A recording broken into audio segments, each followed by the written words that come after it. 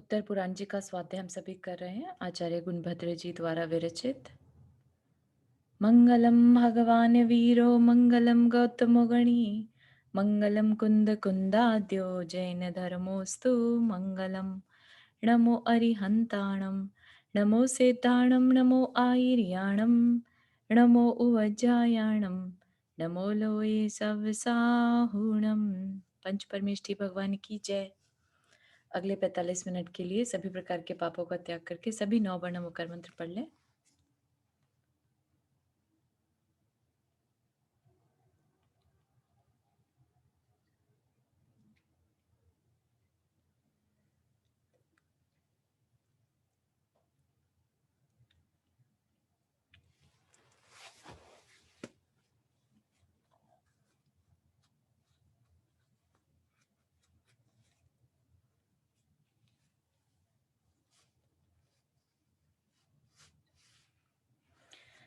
तो हमारे स्वाध्याय में हम इस समय 24वें तीर्थंकर वर्तमान स्वामी के चरित्र को पढ़ रहे हैं। और कल की क्लास में हमने देखा था कि कैसे वो एक जब भील की पर्याय में थे और एक मुनि महाराज के संबोधन से उन्होंने हिंसा का त्याग किया, राइट, जिसके प्रभाव से पहले तो वो देव बने और फिर मारीची जो कि भरत चक्रवर्ती के पुत्र थे वो बने, ठीक है ना। लेकिन सम्यक दर्शन नहीं था तो तपस्या तो करी उन्होंने, लेकिन आत्म कल्याण के लिए नहीं करी। तो वहां से वो मरकर देव हुए। देव बन के अब देखते हैं कहाँ पर घूमेंगे, है ना। हमने देखा था वो ब्राह्मण के घर पैदा हुए, जटिल नाम का पुत्र बने, है ना। और किस तरह से उन्होंने मिथ्या मार्ग एक तरह से प्रशस्त किया, फैलाया, क्योंकि उन्होंने कहा कि जो त्याग का मार्ग है वो तो कठिन है, वो उनसे नहीं हो पाया। तो उन्होंने मिथ्या मार्ग कि भाई खाओ पियो और मौज करो, इस तरह के मार्ग से भी मोक्ष हो सकता है, इसको फैलाया। ठीक है, तो देखते हैं कैसे कैसे कैसे उनका भी जीवन चक्र चलेगा। परिव्राजक के मत में स्थित होकर उसने उसने मतलब जटिल नाम के पुत्र ने, उसने पहले की तरह चिरकाल तक उसी के मार्ग का उपदेश दिया। मतलब सेम परिव्राजक का उपदेश दिया और मरकर सौधर्म स्वर्ग में देव हुआ। ठीक है, तो बार बार, ठीक है, शरीर को कष्ट देने का उपदेश देता रहा, लाइक अपने आप को समझने का उपदेश उसने कभी नहीं दिया, क्योंकि आत्मा को जाने बिना कल्याण किसका करेंगे, है ना। सिर्फ शरीर को तकलीफ देना कि भाई हाँ हम साधु हैं, हमने ये छोड़ दिया, हमने इतना ही खाएंगे लेकिन खाएंगे, है ना, इस तरह से तपस्या करी तो उससे हमेशा स्वर्ग तो मिलता रहा। 2 सागर तक वहां के सुख भोग कर आयु के अंत में वह वहां से च्युत हुआ और इसी भरत क्षेत्र के स्थूणागार नामक श्रेष्ठ नगर में भरद्वाज नामक ब्राह्मण की पुष्पदत्ता स्त्री से पुष्यमित्र नामक पुत्र उत्पन्न हुआ। ठीक है, फिर से ब्राह्मण के घर उसने वही पहला परिव्राजक का वेश धारण कर प्रकृति आदि के द्वारा निरूपित 25 मिथ्या तत्व मूर्ख मनुष्यों की बुद्धि में प्राप्त कराए, अर्थात मूर्ख मनुष्यों को 25 तत्वों का उपदेश दिया। तो ये क्या है, 25 तत्व क्या है? हम सभी ने मिथ्यात्व को जो समझा है ये वही चीज है, मतलब कि जो गलत उल्टा बताना, है ना, मोक्ष मार्ग के विपरीत उपदेश देना। तो इसमें बहुत सारी चीजें आ जाती हैं, 25 भेद बन जाएंगे उसके। साधु जैसे है तो उसको, जो रियल साधु हैं उनको तो असाधु कहना कि नहीं नहीं वो साधु नहीं है, और जो साधु नहीं है, वीतरागी साधु नहीं है, उनको साधु कहना। जीव को जो आत्मा है उसको शरीर कहना, शरीर को आत्मा कहना, इस तरह की मान्यताएं फैलाई, है ना। और कौन लोग उसको समझेंगे? मूर्ख लोग, है ना, क्योंकि जिनको लगेगा कि हाँ बस हमने तो पूरा आगम समझ लिया, है ना। और आगम भी आगम वर्ड भी वहां पे आगम को अनागम और अनागम को आगम कहना, ये सब किस में आ जाएंगे? मिथ्या उपदेश में। यह सब होने पर भी उसकी कषाय मंद थी, अतः देवायु का बंध कर सौधर्म स्वर्ग में 1 सागर की आयु वाला देव हुआ। तो बार-बार वो क्या हो रहा है उसको स्टिल वो अ, देव बनता रहा। कितने हमने 3-4 भव तो अभी देख लिए है ना? जब वो ब्राह्मण बन रहा है और देव बन रहा है, ब्राह्मण, देव। वहाँ के सुख भोग कर वहाँ से आया, आया मतलब च्युत हुआ और इसी भरत क्षेत्र के सूतिका नामक गाँव में अग्निभूत नामक ब्राह्मण की गौतमी नाम की स्त्री से अग्निसह नाम का पुत्र उत्पन्न हुआ। वहाँ भी उसने परिव्राजक की दीक्षा लेकर पहले के समान ही अपनी आयु बिताई और आयु के अंत में मरकर देव पद को प्राप्त हुआ। ठीक है? तो जिस चीज़ को हमने कल ही जाना था कि हम जिसकी तारीफ़ करेंगे, जिसमें बिलीव करेंगे, वो ही चीज़ें बार-बार हमारी लाइफ़ में होती हैं। चाहे वो अभी हो, चाहे वो आगे चल के हो। ठीक है ना? तो इसीलिए अपने में इच्छा निरोध वर्ड यूज़ किया है। ठीक है ना? तो हम किसी भी चीज़ की इच्छा ना करें क्योंकि इच्छा करेंगे तो वो पूरी ज़रूर होगी। भले ही अगली बार हो, अगले भवों में हो, कभी भी हो, लेकिन ज़रूर होगी। जैसे कई बार हम लोग इच्छा कर लेते हैं ना कितनी सुंदर जगह है, बस यहीं बस जाएँ। ठीक है ना? और हालाँकि हम उस भव में नहीं बस पाते तो इन फ्यूचर कभी ना कभी हम उस भव में, कभी ना कभी उस जगह पर दोबारा जन्म लेंगे ही लेंगे क्योंकि हमने इच्छा कर ली। ठीक है ना? तो इसलिए we have to be very careful कि हम अंदर में क्या सोचते हैं। वहाँ भी उसने परिव्राजक की दीक्षा लेकर पहले के समान अपनी आयु बताई और आयु के अंत में मरकर देवपद को प्राप्त हुआ। वहाँ 7 सागर प्रमाण उसकी आयु थी। देवों के सुख भोग कर हाँ, रुक्मणी आंटी आपने हाथ रेज़ किया? हाँ, जय जिनेंद्र। जी। चारों मुझे एक चीज़ मतलब एकदम से इससे कनेक्शन नहीं है, हाँ जी। लेकिन जैसे मिथ्या हो जो होते हैं मिथ्या वाले, जी। उनको सम्यक दर्शन हो सकता है? सम्यक दर्शन तो किसी को भी हो सकता है, जानवर को भी हो सकता अच्छा, है कि नहीं? सम्यक दर्शन तो एक स्टेट है जो किसी को भी 8 वर्ष के बालक भी सम्यक दर्शन को पा सकते हैं। चाहे वो मिथ्यात्व में हो। पहले तो मिथ्यात्व में ही रहेंगे ना, उसके अच्छा, बाद सम्यक दर्शन होगा, है ना? सभी मिथ्यात्व ही रहते हैं, राइट? अच्छा। मिथ्यात्व से ही सम्यक दर्शन को प्राप्त करते हैं। और उसके बाद सम्यक ज्ञान और सम्यक चारित्र भी हो सकता है उनको, बिल्कुल हो मिथ्यात्व सकता है। वालों को? हाँ जी, हाँ जी, बिल्कुल हो सकता है क्योंकि मिथ्यात्व में आप ये मत मानिए कि सभी जैन तो सम्यक दृष्टि होते हैं और सभी हाँ, नॉन जैन मिथ्यात्वी होते हैं, ऐसा नहीं है। ठीक है ना? अच्छा। जैन कुल में पैदा होने से हम सम्यक दृष्टि नहीं बन जाते। ठीक है? हुँ। सम्यक दर्शन होना हमारे पुरुषार्थ पे है। तो अब वो पुरुषार्थ चाहे वो एक तिर्यंच कर ले, अच्छा, संगी पंचेंद्रिय तिर्यंच भी सम्यक दर्शन प्राप्त कर सकता है। जैसे हम आगे चल के महावीर भगवान के जीव को देखेंगे, शेर की पर्याय में उन्होंने हाँ। सम्यक दर्शन प्राप्त किया था। ओह! हाँ, हाँ, ठीक है ना? तो ठीक है। जैन और नॉन जैन का कोई क्वेश्चन नहीं है इसमें, है हाँ, ना? हाँ। और दूसरा ये कि 8 वर्ष की नियामकता है, उसके बाद मनुष्य भव में 8 वर्ष से ऊपर का अगर कोई है, तो वो सम्यक दर्शन पा सकता है। तो तो सम्यक दर्शन पुरुषार्थ से प्राप्त होता है, अपने आप से कभी नहीं होता। Okay, okay. है ना? ये नहीं कि भई हम सोचे कि ये काल अवधि आएगी, कोई अवसर ऐसा आएगा जो हमें सम्यक दर्शन करा देगा, ऐसा नहीं। हाँ, हाँ। तो ठीक जो है? ये ग्रहित बताया था तुमने हाँ जी, मिथ्यात्व, तो जी। उसमें मतलब वो सम्यक दर्शन ले सकता है?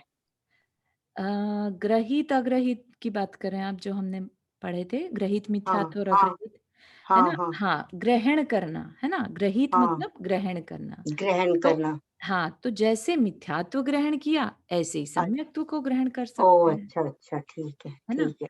समीचीन तो बातों का ध्यान करें, उपदेश सुन के अच्छा, उसके ऊपर चिंतन करें, तो हाँ, सम्यक्त्व भी हो सकता अच्छा, है ना? ओके, हाँ। ओके, है ना? ठीक है, थैंक मान्यताओं को, दृष्टि को अपने सही कर लें, तो सम्यक हाँ, दर्शन हो जाएगा, है अच्छा, ना? सम्यक दर्शन क्या है? समीचीन दृष्टि, हुँ, हुँ, है ना? समीचीन दृष्टि मतलब ये नहीं कि नज़र क्लियर दिखने लगेगा, ऐसा नहीं। मतलब पर्सपेक्टिव क्लियर हो जाएगा। अच्छा, ठीक है ठीक है, ना? जैसे आज की डेट में अगर हमारा कोई संगी साथी हमसे छूटता है, ठीक है? हुँ, तो एक मिथ्यात्वी होगा, तो वो सोचेगा कि अब मेरा क्या होगा? और वो बहुत दुखी जैसे दुखी इन द सेंस कि इतना दुखी होगा कि उसको लगेगा उसकी दुनिया खत्म, ठीक है? हाँ, और एक सम्यक दृष्टि होगा, उसको बात समझ में आएगी कि ये साथ इतना ही था हमारा, है ना? हाँ, और अब वो जीव जितने समय के लिए उसने ये शरीर धारण किया था, उतने समय के लिए हम लोग साथ में थे। अब वो अच्छा कहीं और ठीक अपनी है, यात्रा पे ठीक चला है, गया, है ना? उसको ठीक एक है। हाँ, वो जीव की तरह मिथ्यात्व से होते हुए देखता है। भी सम्यक दर्शन हो गया। हाँ, हाँ, है ना? ठीक है। ऐसा। Thank you so much. Sure.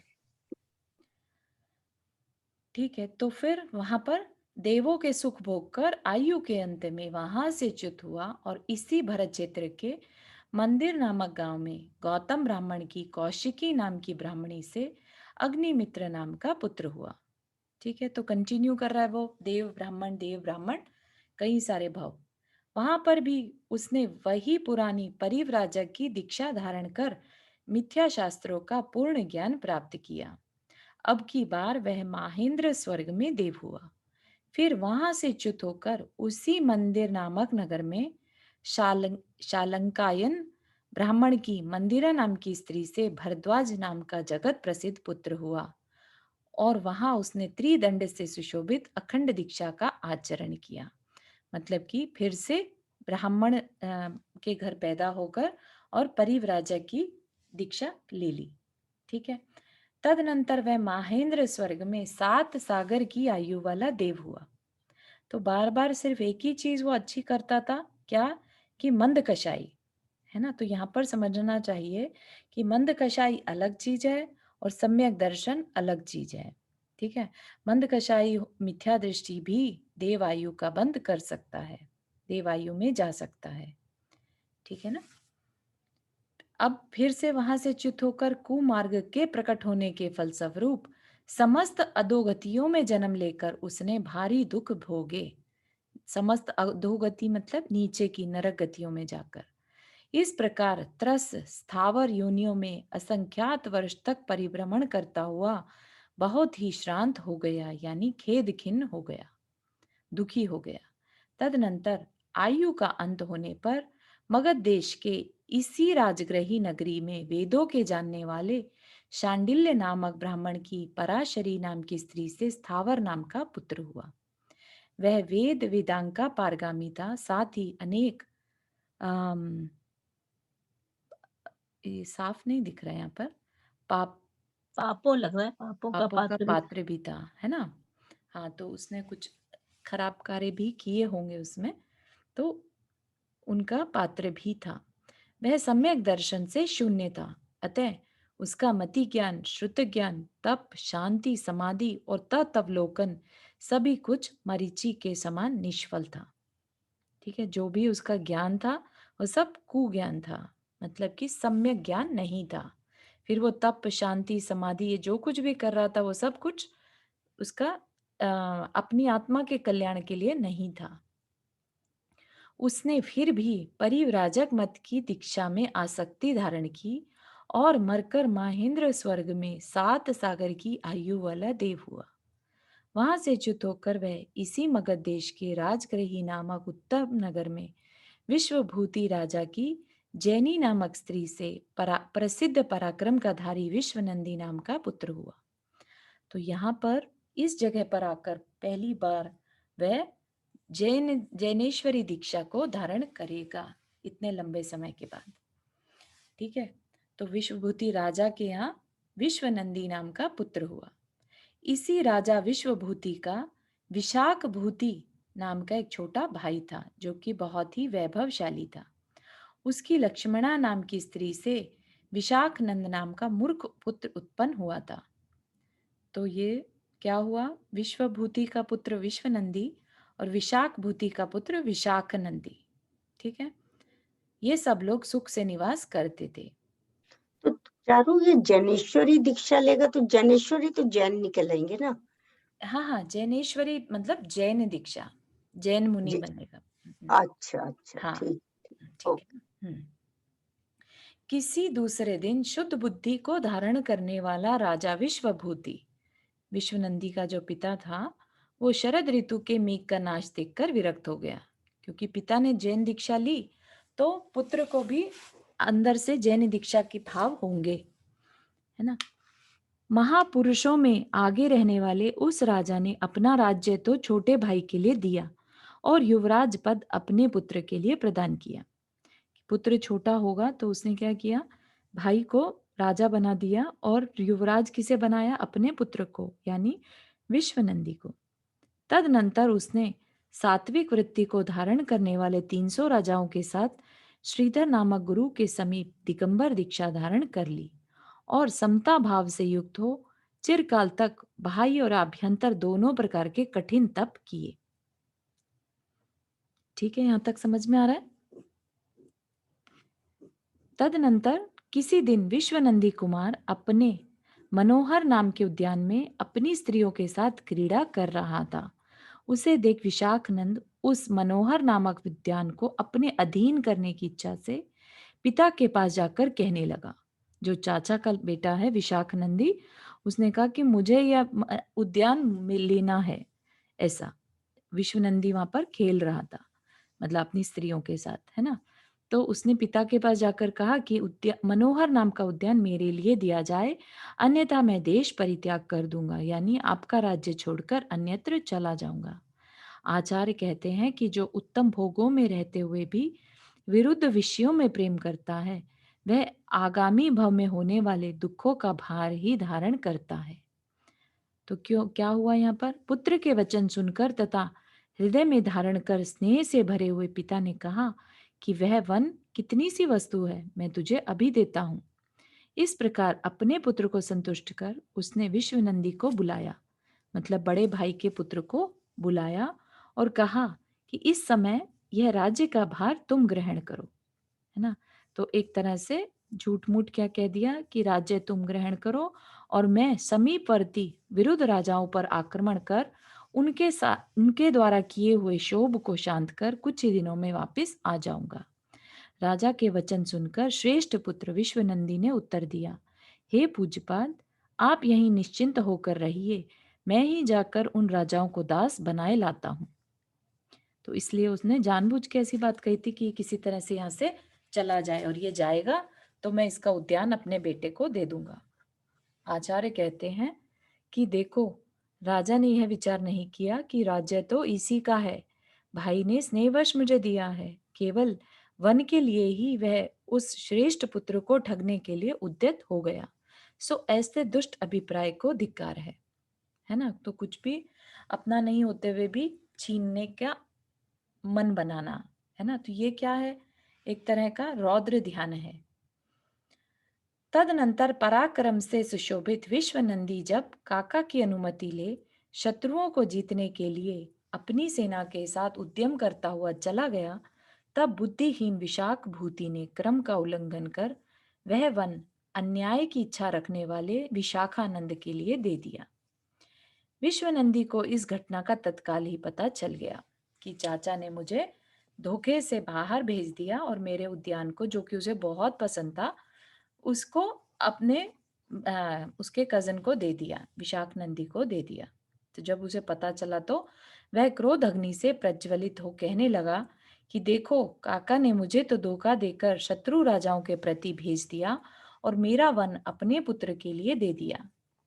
क्या देव, इतना कहने से मैं नहीं दे देता? वन है कितनी सी चीज, इसकी दुष्चेष्टा मेरी सज्जनता का भंग कर रही है।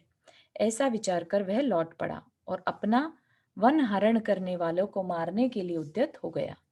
इसके भय से विशाखनंद बाड़ी लगाकर किसी ऊंचे केथा के वृक्ष पर चढ़ गया। बाड़ी लगाकर मतलब फेंस बनाकर, और पेड़ पे चढ़ गया। कुमार विश्वनंदी ने वह कैथे का वृक्ष जड़ से उखाड़ डाला। उसमें बहुत ज्यादा बल था एक्चुअली विश्वनंदी में, तो उसने पेड़ ही उखाड़ डाला और उसी से मारने के लिए वह उद्यत हुआ। यह देखकर विशाखानंद वहां से भागा और एक पत्थर के खंबे के पीछे छिप गया। परंतु बलवान विश्वनंदी ने अपने हथेलियों के प्रहार से उस पत्थर के खंबे को शीघ्र ही तोड़ डाला। विशाखनंद वहां से भी भागा। यद्यपि वह कुमार का उपकार अपकार करने वाला था, परंतु उसे इस तरह भागता हुआ देखकर कुमार को सौहार्द और करुणा दोनों ने प्रेरणा दी। मतलब कि जब उसका भाई, कजन भाई, जब दौड़ रहा था, भाग रहा था डर के मारे, तो उसको डरा हुआ देखकर उसके अंदर में क्या आ गई? करुणा आ गई विशाखनंदी के। तो अच्छा हृदय था उसका, तो उसने प्रेरित होकर, उस करुणा से प्रेरित होकर उसने, कुमार ने उससे कहा, डरो मत, यही नहीं, उसे बुलाकर वह वन भी दे दिया और स्वयं संसार की दुखमय स्थिति का विचार कर संभूत नामा गुरु के समीप दीक्षा धारण कर ली। क्यों सो ठीक ही है, क्योंकि नीच जनों के द्वारा किया हुआ अपकार भी सज्जनों का उपकार करने वाला ही होता है ना। तो चाचा का इस तरह का बिहेवियर उसके वैराग्य का कारण बन गया। उस समय विशाख भूति को भी बड़ा पश्चाताप हुआ। यह मैंने बड़ा पाप किया है, ऐसा विचार कर उसने प्रायश्चित स्वरूप संयम धारण कर लिया। इधर विश्वनंदी सब देशों में विहार करता हुआ घोर तपश्चरण करने लगा। ठीक है, तो विश्वनंदी बन गया मुनि, है ना, और मुनि बन के विहार कर रहे हैं। उसका शरीर अत्यंत कृश हो गया। तो हमने देखा पहले तो कहा तो वो पत्थर का भी खंबा उखाड़ लेता था, है ना, और अब बहुत कमजोर हो गया। अनुक्रम से मतलब चलते चलते वह मथुरा नगरी में पहुंचा और आहार लेने के लिए भीतर प्रविष्ट हुआ। उस समय उसकी निज की शक्ति नष्ट हो चुकी थी और पैर डगमग पड़ रहे थे। व्यसनों के संसर्ग से जिसका राज्य भ्रष्ट हो गया है, ऐसा विशाखनंद भी उस समय किसी राजा का दूत बनकर उसी मथुरा नगरी में आया हुआ था। वहां एक वैश्य के मकान की छत पर बैठा था। दैव योग से वहीं हाल की प्रसूता एक गाय ने क्रुद्ध होकर विश्वनंदी मुनि को धक्का देकर गिरा दिया। ठीक है, तो क्या हुआ, जहां पर वो छत पर बैठा था तो नीचे से विश्वनंदी मुनि जा रहे थे और उनको उसी समय एक गाय ने ठोकर मारी। उन्हें गिरता हुआ देखकर क्रोध करता हुआ विशाखनंद छत पर ही था जो, वो कहने लगा कि तुम्हारा जो पराक्रम पत्थर का खंभ तोड़ते समय देखा गया था, वह आज कहाँ गया। इस प्रकार उसने खोटे परिणामों से उन मुनि की हंसी की। मुनि भी उसके वचन चित्त में धारण कर कुछ कुपित हुए और मन ही मन कहने लगे कि इस हंसी का फल तू अवश्य ही पाएगा, है ना। तो उन्हें समहाउ अपना वो पुराना जो बैर था वो याद आ गया, है ना, और उससे उनके जो समता भाव थे वो चले गए और उनने क्या कर लिया, अंत में निदान सहित संन्यास धारण कर वे महाशुक्र स्वर्ग में देव हुए और विशाख भूति का जीव भी वहीं देव हुआ। ठीक है, विशाख भूति कौन थे, चाचा, है ना, और ये भी महाशुक्र स्वर्ग में देव हो गए। वहां उन दोनों की आयु 16 सागर प्रमाण थी। चिरकाल तक वहां के सुख भोग कर दोनों ही वहां से च्युत हुए। उनमें से विश्वनंदी के काका विशाख भूति का जीव सुरम्य देश के पोधनपुर नगर में प्रजापति राजा की जयावती रानी से विजय नाम का पुत्र हुआ और उसके बाद ही विश्वनंदी का जीव भी इन्हीं प्रजापति महाराज की दूसरी रानी मृगावती के त्रिपृष्ठ नाम का पुत्र हुआ। ठीक है, तो दोनों भाई बन गए। एक तरफ तो क्या थे, चाचा और भतीजा, है ना, और अब क्या हो गए, दोनों एक ही पिता के पुत्र बने। ठीक है ना, एक बड़ा भाई और एक छोटा भाई। तो ये क्या बनेंगे, अभी इस भाव के पहले नारायण और बलभद्र। यह होनहार अर्ध चक्रवर्ती था क्योंकि उन्होंने क्या कर लिया था, निदान किया था। निदान किस चीज का, नारायण के पद का, कि मैं बलशाली बनूं, इतना बलशाली कि मैं इस विशाख नंदी को मजा चखाऊं।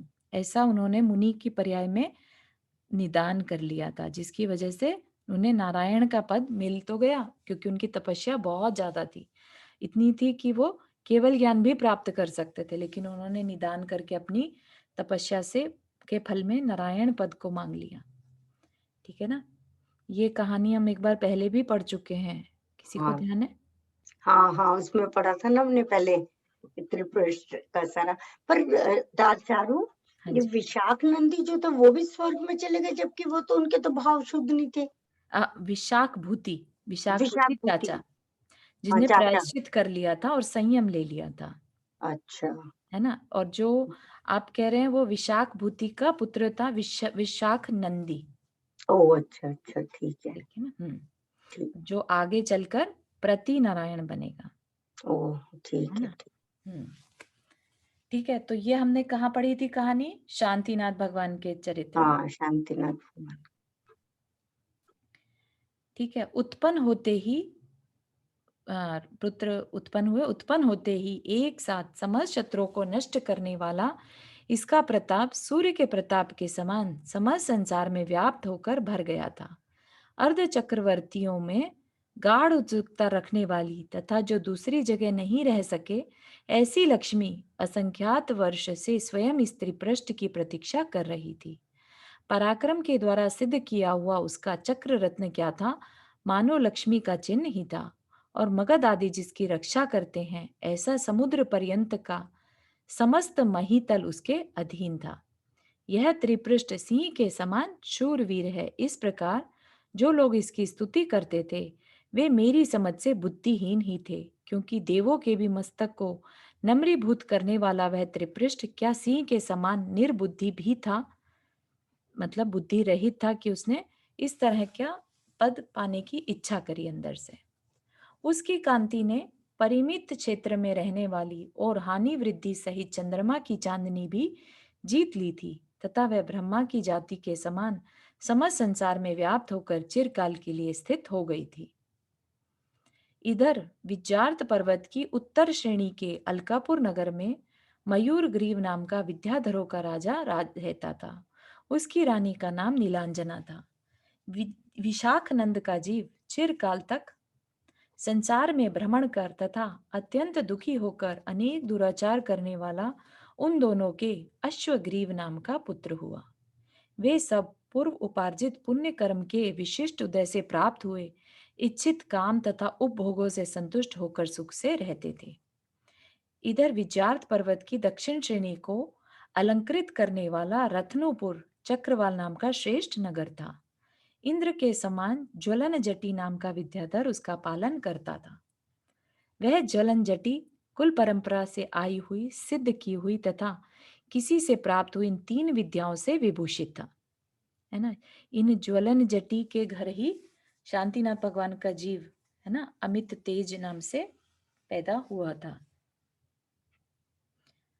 उसने अपने प्रताप से दक्षिण श्रेणी के समस्त विद्याधर राजाओं को वश कर लिया था, इसलिए उनके नम्रीभूत मुक्टों की मालाओं से उसके चरण कमल सदा सुशोभित रहते थे। उनकी रानी का नाम वायुवेगा था, जो कि द्युतिलक नगर के राजा विद्याधर और सुभद्रा नाम की रानी की पुत्री थी।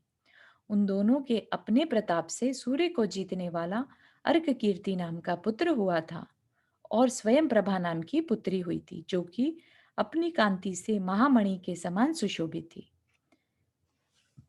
उस स्वयं प्रभा के शरीर में सिर से लेकर पैर तक स्त्रियों के समस्त सुलक्षण विद्यमान थे, जो कि उसके शरीर में व्याप्त होकर उदाहरणता को प्राप्त हो रहे थे। आभूषणों को भी सुशोभित करने वाले यौवन को पाकर उस स्वयं प्रभा ने अपने आप के द्वारा विधाता को स्त्रियों की रचना करने के कार्य में कृतकृत्य बना दिया था। मतलब कि ऐसा कुछ भी अब नहीं बचा था स्त्री की सुंदरता बढ़ाने का कार्य, जो बचा हो तो वो सबसे सुंदर थी। उसे पूर्ण सुंदरी तथा काम को कौन बता रहे हैं? ये बता कौन रहे बता? हैं जिससे अभी त्रिपृष्ठ का विवाह होने वाला है। अच्छा अच्छा, ठीक है ठीक है। ठीक है ना। और ये जो अर्क कीर्ति है, स्वयं प्रभा के ब्रदर बताया ना, ज्वलन जटी का पुत्र हाँ अर्क हाँ। कीर्ति, इनके अमित तेज नाम का पुत्र हुआ था, जो अच्छा, शांतिनाथ भगवान का जीव था। ठीक है, थैंक यू थैंक यू। ठीक है। तो उनको सुंदरी जानकर और काम को निकट बुलाने वाली देख पिता ज्वलन जटी विचार करने लगा कि यह किसे देनी चाहिए, किसके देने के योग्य है। उसी समय उसने संभिन्न श्रोता नामक पुरोहित को बुलाकर उससे वह प्रयोजन पूछा। वह पुरोहित निमित्त शास्त्र में बहुत ही कुशल था, इसलिए कहने लगा कि यह स्वयं प्रभा पहले नारायण की महादेवी होंगी, और आप भी उसके द्वारा दिए हुए विद्याधरों के चक्रवर्ती पद को प्राप्त होंगे। उसके इस प्रकार विश्वास करने योग्य वचन चित्त में धारण कर उसने पवित्र हृदय वाले, शास्त्रों के जानकार और राजभक्त इंद्र नामक मंत्री को लेख तथा भेंट देकर पोदनपुर की ओर भेजा। वह शीघ्र ही जाकर पोदनपुर जा पहुंचा। उस समय पोदनपुर के राजा पुष्पकरंडक नामक वन में विराजमान थे। मंत्री ने उन्हें देखकर प्रणाम किया, पत्र दिया, भेंट समर्पित की और यथास्थान बैठ गया। राजा प्रजापति ने मुहर देख पत्र खोला और भीतर रखा हुआ पत्र निकालकर बांचा, पढ़ा, है ना। प्रजापति का पुत्र था त्रिपृष्ठ। उसमें लिखा था कि संधि विग्रह से नियुक्त विद्याधरों का स्वामी अपने लोका शिखामणि अपनी प्रजा के प्रसन्न रखने वाला महाराज नमी के वंश रूपी आकाश का सूर्य श्रीमान प्रसिद्ध राजा ज्वलन जटी रत्नपुर नगर से पोदनपुर नगर के स्वामी भगवान ऋषभ देव के पुत्र बाहुबली के वंश में उत्पन्न हुए महाराज प्रजापति को सिर से नमस्कार कर बड़े स्नेह से कुशल प्रश्न पूछता हुआ बड़ी विनय के साथ इस प्रकार निवेदन करता है कि हमारा और आपका वैवाहिक संबंध आज का नहीं है, क्योंकि हम दोनों की वंश परंपरा से वह चला आ रहा है। हम दोनों के विशुद्ध वंश सूर्य और चंद्रमा के समान पहले से ही अत्यंत प्रसिद्ध हैं। अतः इस कार्य में आज दोनों वंशों के गुण दोष की परीक्षा करना भी आवश्यक नहीं है। ठीक है, तो ये कैसे जैसे लेटर पहले लिखा करते थे, तो इस तरह से उनकी और अपनी तारीफ करके कि हमें विवाह संबंध में बंध जाना चाहिए। हे पूज्य, मेरी पुत्री स्वयं प्रभा जो कि 3 खंड में उत्पन्न हुई लक्ष्मी के समान है, वह मेरे भांजे त्रिपृष्ठ की स्त्री हो। है ना? तो वो अपने ही भांजे मतलब बहन के पुत्र के लिए अपना रिश्ता एक तरह से लेके आया और अपने गुणों के द्वारा अपने आप में इसकी बड़ी प्रीति को बढ़ाने वाली हो। प्रजापति महाराज ने भाई का यह कथन सुन मंत्री को यह कहकर संतुष्ट किया कि जो बात ज्वलन जटी को इष्ट है वह मुझे भी इष्ट है। प्रजापति महाराज ने बड़े आदर सत्कार के साथ मंत्री को विदा किया और उसने भी शीघ्र ही जाकर यह समाचार अपने स्वामी से निवेदन कर दिए। ज्वलन जटी अर्क कीर्ति के साथ शीघ्र ही आया और स्वयं प्रभा को लाकर उसने बड़े वैभव के साथ उसे त्रिपृष्ठ के लिए सौंप दी, अर्थात विवाह दी। इसके साथ साथ ज्वलन जटी ने त्रिपृष्ठ के लिए यथोक्त विधि से जिनकी शक्ति प्रसिद्ध है तथा जो सिद्ध है ऐसी सिंह वाहिनी और गरुड़ वाहिनी नाम की 2 विद्याएं भी दी। क्योंकि ज्वलन जटी क्या था, विद्याधर थे, तो उन्होंने ये 2 विद्याएं त्रिपृष्ठ और उनके बड़े भाई बलराम को दी, है ना। इधर अश्वग्रीव जो कि दूसरे राजा विद्याधर का पुत्र था, अश्वग्रीव ने अपने गुप्तचरों के द्वारा जब यह बात सुनी तो उसका हृदय क्रोध अग्नि से जलने लगा। वह युद्ध करने की इच्छा से 3 प्रकार की विद्याओं से संपन्न विद्याधर राजाओं, शत्रु के सम्मुख चढ़ाई करने वाले मार्ग कुशल एवं अनेक अस्त्र शस्त्र से सुसज्जित योद्धाओं से आवृत होकर रथावृत नामक पर्वत पर आ पहुंचा। अश्वग्रीव की चढ़ाई सुनकर शत्रुओं के लिए अत्यंत कठोर त्रिपृष्ठ कुमार भी अपनी चतुरंग सेना के साथ पहले से ही आकर वहां आ डटा। मतलब कि अश्वग्रीव को सिर्फ एक मान भंग हुआ है ना कि भाई मेरे होते हुए उसका विवाह त्रिपृष्ठ के साथ कैसे हो सकता है, स्वयं प्रभा का विवाह मेरे साथ क्यों नहीं हुआ।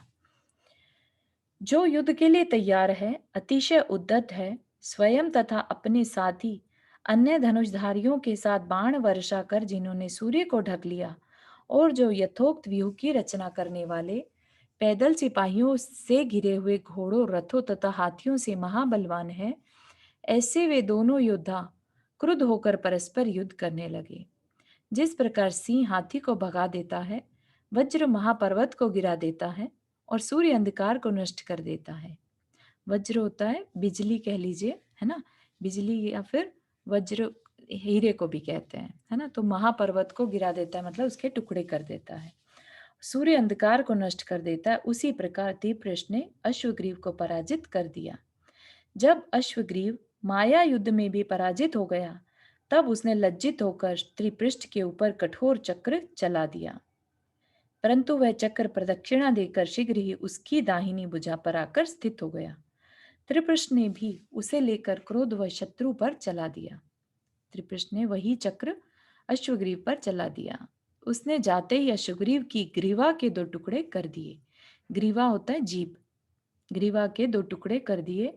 त्रिखंड का अधिपति होने से त्रिपृष्ठ को अर्ध चक्रवर्ती का पद मिला। युद्ध में प्राप्त हुई विजय के समान विजय नाम के भाई के साथ चक्रवर्ती त्रिपृष्ठ विजयार्थ पर्वत पर गया और वहां उसने रत्नपुर नगर के राजा ज्वलन जटी को दोनों श्रेणियों का चक्रवर्ती बना दिया। जो विजयार्थ पर्वत की उत्तर और दक्षिण श्रेणियां हैं उनका राजा बना दिया। सो ठीक ही है क्योंकि स्वामी के क्रोध और प्रसन्न होने का फल यहाँ ही प्रकट हो जाता है। उस त्रिपृष्ठ ने चिरकाल तक राज्यलक्ष्मी का उपयोग किया, परंतु तृप्त न होने के कारण उसे भोगों की आकांक्षा बनी रही, है ना। क्योंकि क्यों भोगों की आकांक्षा बनी रही उसे? क्योंकि ये जो पद था, ये जो संपत्ति मिली थी, ये निदान से मिली थी, है ना। निदान से मिली हुई चीज में आसक्ति ज्यादा रहती है, तो उस वजह से उसको आसक्ति बहुत होने से उसको छोड़ने का बड़ा दुख हुआ, और फल स्वरूप बहु आरंभ और बहुत परिग्रह का धारक होने से वह मरकर 7वें नरक गया। वहां मर हाँ, सपना जी आपने हाथ रेज किया। आसक्ति मतलब राग?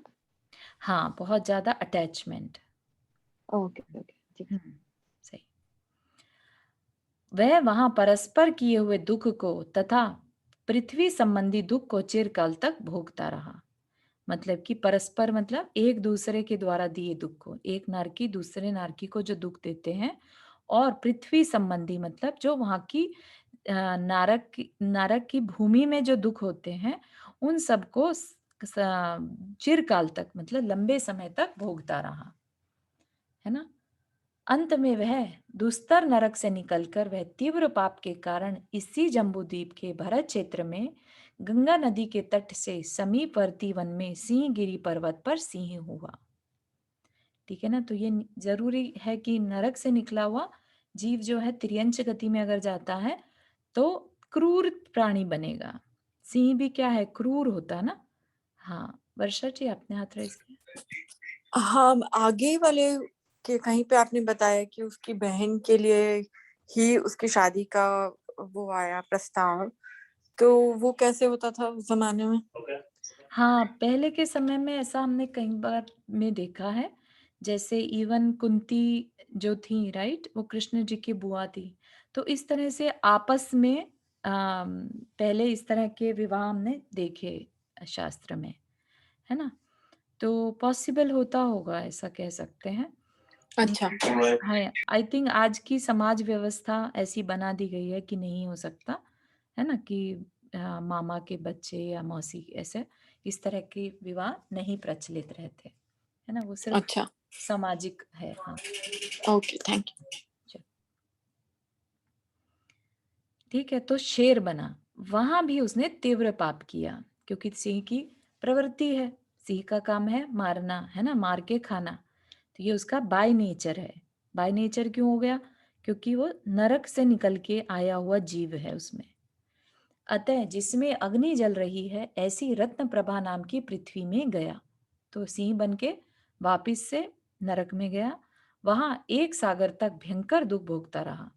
तदनंतर वहां से च्युत होकर इसी जम्बूद्वीप के सिंधुकूट की पूर्व दिशा में हिमवत पर्वत के शिखर पर देदीप्यमान बालों से सुशोभित सिंह हुआ, जिसका मुख पैनी दाढ़ों से भयंकर है। दाढ़े मतलब जो शेर के मुंह में जो दो दांत रहते हैं ना, बाहर को निकले हुए दाढ़े, पैनी मतलब तीखा। ऐसा भय उत्पन्न करने वाला वह सिंह किसी समय किसी एक हिरण को पकड़कर खा रहा था। उसी समय अतिशय दयालु अजितंजय नामक चारण मुनि अमितगुण नामक मुनिराज के साथ आकाश में जा रहे थे। आकाश चारण रिद्धि मुनिराज थे वो। उन्होंने उस सिंह को देखा। देखते ही वे तीर्थंकर के वचनों का स्मरण कर दयावश आकाश मार्ग से उतरकर उस सिंह के पास पहुंचे। तो ये क्या है कि उन्होंने किसी तीर्थंकर के समूह शरण में ये जानकारी उन्हें मिली थी कि भरत क्षेत्र के अगले तीर्थंकर कौन होंगे, है ना। तो उन्हें पता चला कि जो इस समय जम्बू द्वीप में एक फलाने पर्वत पर, हिम्मत पर्वत पर जो सिंह की पर्याय में इस समय है, वही अगले 10 भवों में 10वें भव में तीर्थंकर होने वाले हैं। ऐसा उन्होंने एक तीर्थंकर के समवशरण में सुना था। ठीक है। तो जब सुना, तो जब वो ऊपर से जा रहे थे और उसने वही सिंह देखा, तो उनको वहां स्मरण आ गया और वो उसको संबोधन देने के लिए नीचे आ गए। शिलातल पर बैठकर जोर जोर से धर्ममय वचन कहने लगे। उन्होंने कहा कि हे भव्य मृगराज, मृगराज मतलब सिंह, तूने पहले त्रिपृष्ठ के भव में पांचों इंद्रियों के श्रेष्ठ विषयों का अनुभव किया है ना। जब नारायण पद कभी मिला हो तो कितने अच्छे भोग भोगे होंगे, है ना। नारायण पद पे भी कितनी रानियां रहती हैं, 16,000 रानियां, है ना। और कितने चक्र और कितने रत्न निधियां सब रहता है उनके पास भी, क्योंकि अर्ध चक्रवर्ती है। जितनी चक्रवर्ती की संपदा है उससे आधा उनके पास भी रहता है। तूने कोमल शैया तल पर मन अभिलाषित, मतलब मन को अच्छा लगने वाली स्त्रियों के साथ चिरकाल तक मन चाहा सुख स्वच्छंदता पूर्वक भोगा है। रसना इंद्रिय को तृप्त करने वाले सब रसों से परिपूर्ण तथा अमृत रसायन के साथ स्पर्धा करने वाले दिव्य भोजन का उपभोग तूने किया है। उसी त्रिपृष्ठ के भाव में तूने सुगंधित धूप के अनुलेपनों से मतलब धूप से, पहले के टाइम में क्या था, धूप से स्मेल की जाती थी शरीर में, है ना। तो सुगंधित धूप के अनुलेपन से, मालाओं से, चूर्णों से तथा अन्य सुवासों से, सुवास मतलब अच्छी खुशबू से चिरकाल तक अपनी नाक के दोनों पुट संतुष्ट किए हैं। तो क्या बताना चाह रहे हैं बेसिकली कि इंद्रिय विषय, अच्छे से अच्छे इंद्रिय विषय तूने सब भोग किए हैं। रस और भाव से युक्त विविध करणों से संगत स्त्रियों के द्वारा किया हुआ अनेक प्रकार का नृत्य भी देखा है। इसी प्रकार जिसके शुद्ध तथा देशज भेद हैं और जो चेतन अचेतन एवं दोनों से उत्पन्न होते हैं, ऐसे षडज आदि 7 स्वर, षडज आदि मतलब सारे गामा पा जो 7 स्वर रहते हैं, तूने अपने दोनों कानों में भरे हैं। 3 खंड से सुशोभित क्षेत्र में जो कुछ उत्पन्न हुआ वह सब मेरा ही है।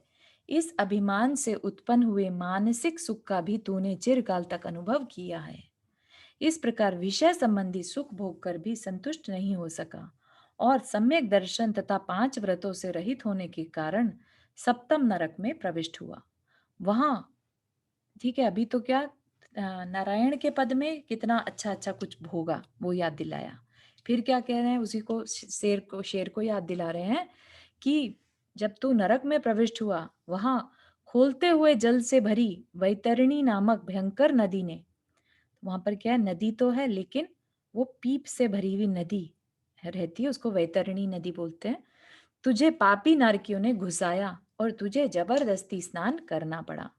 कभी उन नारकियों ने तुझे, जिस पर जलती हुई ज्वालाओं से भयंकर उछल उछल कर बड़ी बड़ी गोल चट्टानों पड़ रही थी, ऐसे पर्वत पर दौड़ाया और तेरा समस्त शरीर टांकी से छिन्न भिन्न हो गया। कभी भाड़ भाड़ की बालू की गर्मी से तेरे ओठ 8 अंग जल जाते थे और कभी जलती हुई चिता में गिरा देने से तेरा समस्त शरीर जलकर राख हो जाता था, है ना। तो ये शरीर इस तरह का नहीं रहता, वहां पर शरीर राख भी हो जाए तो वापिस से शरीर बन जाता है, ऐसा नहीं कि शरीर राख हो गया तो खत्म हो गया। शरीर अत्यंत, होता है, हाँ, वैक्रिक शरीर होता है वैकृतिक शरीर, इसीलिए। हाँ हाँ, तो वापिस से जुड़ जाता है और जितनी आयु उन्होंने बांधी है उसे पूरा करना ही पड़ेगा। उनके परिणाम वहां पर ऐसा नहीं है कि परिणाम सुधार लो तो अपना आयु को तुम कम कर पाओ या समय रिड्यूस कर पाओ या दुखों को रिड्यूस कर पाओ, ऐसा नहीं पॉसिबल। अत्यंत प्रचंड और तपाए हुए लोहे के घनों की चोट से कभी तेरा चूर्ण किया जाता था तो कभी तलवार जैसे पत्तों से आच्छादित वन में बार बार घुमाया जाता था। अनेक प्रकार के पक्षी, वन पशु और काल के समान कुत्तों के द्वारा तू दुखी किया जाता था। और वहां पर पशु पक्षी भी रियल नहीं होते थे, नारकी ही वैसा रूप बनाकर एक दूसरे के ऊपर झपटते थे, है ना। तो तू कुत्तों के द्वारा तू दुखी किया जाता था तथा परस्पर की मारकाट एवं ताड़ना के द्वारा तुझे पीड़ित किया जाता था।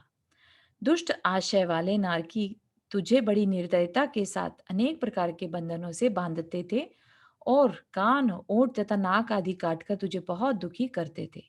पापी नारकी तुझे कभी अनेक प्रकार के तीक्ष्ण शूलों पर चढ़ा देते थे। इस तरह तूने परवश होकर वहां चिरकाल तक बहुत प्रकार के दुख भोगे। वहां तूने प्रलाप, आक्रंदन तथा रोना आदि के शब्दों से व्यर्थ ही दिशाओं को व्याप्त कर बड़ी दीनता से शरण की प्रार्थना की कि कोई मुझे बचा ले, लेकिन वहां कोई बचाने वाला नहीं, परंतु तुझे कहीं भी शरण नहीं मिली, जिससे अत्यंत दुखी हुआ। अपनी आयु समाप्त होने पर तू वहां से निकलकर सिंह हुआ और वहां भी भूख, प्यास, वायु, गर्मी, वर्षा आदि की बाधा से अत्यंत दुखी हुआ। वहां तू प्राणी हिंसा कर मांस का आहार करता था, इसलिए क्रूरता के कारण पाप का संचय कर फिर से पहले न रख गया। अब वहां से निकलकर तू सिंह हुआ है। इस तरह क्रूरता कर महान पाप का अर्जन करता हुआ दुख के लिए फिर उत्साह कर रहा है। दुख के लिए उत्साह कर रहा है मतलब फिर से तू अब दूसरों को मार के खा रहा है, तो फिर से नरक गति में जाने के प्रबंध कर रहा है। ठीक है ना, तो हम यहाँ तक रख सकते हैं। किसी को कोई क्वेश्चन? हाँ सपना जी, आपने हाथ रेज किया। मैं एक चीज So, पूछना अच्छा नहीं प्लीज, और कुछ पूछ रहे तो ठीक है, हाँ बाद में सपना ने हाथ रेज किया। हाँ गो हाँ अहेड। तो चारू जी ऐसे तो अगर अगर हम जैसे वो नरक से सिंह की गति में गए, तो नरक में तो फिर वो इतनी एनवायरनमेंट बिल्कुल ऐसा है, तो हमारे परिणाम तो अच्छे हो ही नहीं रहे। तो मतलब हम वैसे ही दूसरे ही त्रियंच गति में ही जाने के हमारे परिणाम हो रहे हैं, क्योंकि हम मारकाट तो हाँ वहां कर ही जी। रहे हैं, राइट? तो इसका मतलब नरक में हमारे परिणाम अच्छे नहीं हो सकते, तो हम नरक से हम कभी अच्छी गति में नहीं जा सकते। अच्छी गति में जा सकते हैं, क्योंकि क्या होता है कि खाली हमारे करंट के परिणाम ही काम नहीं करते। हमारे पूर्व भाव में लेट से हमने कोई तीव्र पुण्य भी बांधा था, ठीक है ना, अगर वो तीव्र पुण्य का उदय आ जाए, ठीक है, तो हो सकता है मनुष्य भी बन जाए वहां से, नरक से निकल के, है ना। तो तिर्यंच, क्रूर तिर्यंच बनेगा ही बनेगा, लेकिन अगर वो पहले 3 नरकों में है तो वहां से मनुष्य भी बन सकता है। ठीक है ना, तो कोई पुराना पुण्य उदय में आ गया तो मनुष्य भी बन सकता है, ऐसा नहीं है कि वो तिर्यंच ही बनेगा। तो ये चीज बहुत काम करती है कि पुण्य, पहले का कमाया हुआ पुण्य कभी भी उदय में आकर आपको उस तकलीफ से बचा सकता है। ओके, क्योंकि हम नरक से तो जैसे वो नरक से फिर वो सिंह की शरीर में गया, हाँ राइट? हाँ तो मतलब उसके परिणाम तो सिंह के बॉडी में भी वो मांस वास खा रहा है, तो परिणाम तो उसके वहां पर भी अच्छे नहीं हो रहे हैं। अच्छे नहीं है, लेकिन आप ये देखिए ना कि उसका पुण्य का उदय था कि उसे एक मुनि महाराज संबोधन करने मिले, है ना, और जिनको कि वो सुन भी रहा है। अब उसने पुरुषार्थ किया तो शांत बैठा, वो सुना, उसने पुरुषार्थ किया, अब उस पुरुषार्थ के बल पर अब उसकी जो आत्मा है वो ऊपर की तरफ गति करने लगेगी। ठीक है ना, अभी तक क्या था, जीव जब हम देख रहे थे भील की पर्याय से लेके अभी तक, है ना, हर जगह सम्यक दर्शन का अभाव देखा था। एक जगह सिर्फ सम्यक दर्शन देखा आपने, विश्व नंदी की पर्याय में, लेकिन वो भी निदान करके उन्होंने छोड़ दिया, है ना। ठीक है ना, तो इस तरह से जानना चाहिए। ठीक है, रुक्मणी आंटी आपने हाथ रेज किया। हाँ मैंने किया। मैं ये पूछ रही थी, जैसे जो रत्न प्रभा नरक का पहला नरक होता है ना ये, हाँ जी, तो इसमें इन्होंने कहा कि 7वें नरक में ये गए। पहले 7वें में गए, क्योंकि जब त्रिपृष्ठ की पर्याय में थे तो वहां से 7वें में गए, फिर अच्छा वापस सिंह बने, फिर वापस से पहले नरक गए, ओके, अब वहां और से निकल के फिर से सिंह बने। ठीक है। और एक चीज और पूछनी थी, जैसे अभी तुमने बताया कि नरक में कुछ इनको संबोधन अच्छा नहीं मिल सकता, हाँ, मतलब नरक में मिल भी जाए, जैसे कि हमने पद्म पुराण जी में पढ़ा था। हाँ वो सीता जी ने किया था हाँ लक्ष्मण जी, को। हाँ हाँ तो मतलब मिल जाता है अगर हाँ कोई हाँ हाँ, ऐसे। मिल जाता है, सम्यक दर्शन भी उत्पन्न हो सकता है वहां हाँ पर, लेकिन उनके दुख कम नहीं होते, ठीक है, हाँ वो तो भोगने पड़ेंगे। वो तो भोगने पड़ेंगे। ठीक है, थैंक यू। श्योर। मतलब पुरानी कर्मों का अर्थ क्या है, इसलिए उनको सुनने को मिला, यही मतलब हो ना? सुनने को मिला मतलब ये अच्छे शब्द, अच्छे सब अच्छा चीजें सुनने सिंह को की मिला। पर्याय में, हाँ हाँ उनका कोई पूर्व भाव का पुण्य था जो उस तरह से उस जीव ने अपने कल्याण का कार्य शुरू कर दिया। ये दोनों नारायण प्रतिनारायण बने, उसके बाद जो इनके 2-3 जन्म वो समझ नहीं पड़े, एक साथ कंफ्यूज, क्योंकि वो नाम पुराने भी पड़े हुए हैं, तो बार बार दिमाग में वही नाम आ रहे थे, ये समझ नहीं पड़ा कि कौन किसका पुत्र हुआ, फिर किसका हुआ, थोड़ा सा कंफ्यूज है उस नहीं, जगह। अभी अभी वर्धमान स्वामी का है तो आप त्रिपृष्ठ नाम याद रखिए। अच्छा ठीक है, हाँ बस ठीक है। ठीक है, तो वो तो निदान से सारा गड़बड़ हो गया ना, नहीं तो बहुत